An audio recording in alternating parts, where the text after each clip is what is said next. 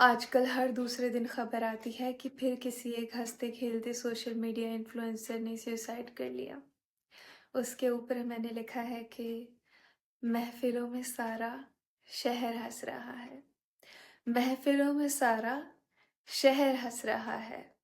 तन्हाई का दामन अश्कों से भर दिया। दोस्ती भी आजकल झूठी है दिखावे की।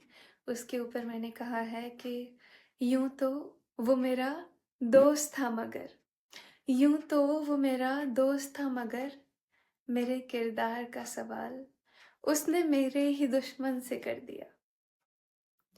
आगे सुनिएगा कि अगर आप इस दुनिया में आज के टाइम में सुकून ढूंढ रहे हैं ना तो गलती कर रहे हैं।